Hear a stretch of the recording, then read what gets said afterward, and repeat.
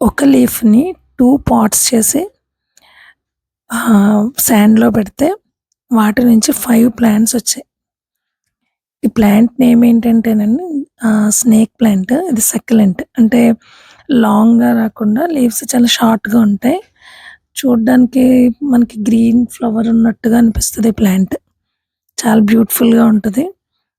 అయితే ఈ ప్లాంట్ ఎలా వచ్చిందనంటే, మా తమ్ముడు వాళ్ళ స్కూల్‌లో ఆగస్ట్ 15థ్‌కి ప్లాంట్స్ అన్నింటిని డెకరేట్ చేస్తూ ఉన్నప్పుడు, ఒక ఈ ప్లాంట్ నుండి ఒక 1 ఆర్ 2 లీవ్స్ ఇలా కింద పడిపోతే, ఒక లీఫ్‌ని మాత్రం తీసుకొచ్చాడు ఇంటికి. తీసుకొచ్చాక ఈ ప్లాంట్ చాలా బాగుంది చూడ్డానికి. మన ఇంట్లో లేదిది. ఇది ఎయిర్‌ని ప్యూరిఫై చేస్తుంది. Next indoor plant. సో, ఇది ట్రై చేద్దాం ఎలా అయినా నర్సరీ నుంచి తెద్దాం అన్నట్టు.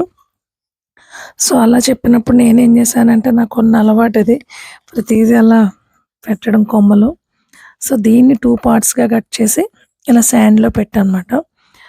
అలా పెట్టిన తర్వాత అదేం ప్లాంట్ రావట్లేదు. నెక్స్ట్ ఏమో అలా పెట్టిన కటింగ్ పార్ట్ కూడా ఏం వాడిపోలేదు అలానే ఉంది. దాంతో పాటు పెట్టిన చాలా మందార కొమ్మలు రిపోర్టింగ్‌కి రెడీ అయినియి. రిపోర్ట్ చేసేసాం.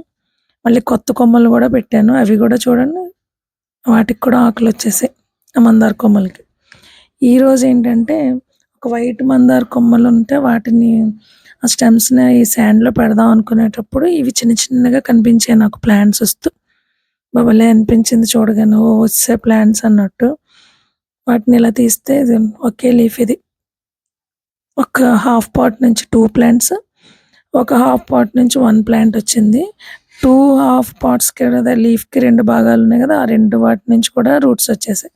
సో, టోటల్ 5 ప్లాంట్స్ వచ్చాయి.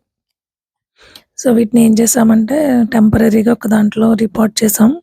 యాక్చువల్‌గా దీన్ని డెకరేటివ్ పాట్స్‌లో పెడితే చాలా బ్యూటిఫుల్‌గా ఉంటది. పర్టిక్యులర్‌గా వైట్ పాట్స్‌లో. సో, నెక్స్ట్ కొంచెం గ్రోత్ వచ్చిన తర్వాత అలా చేద్దాం అనుకున్నాం.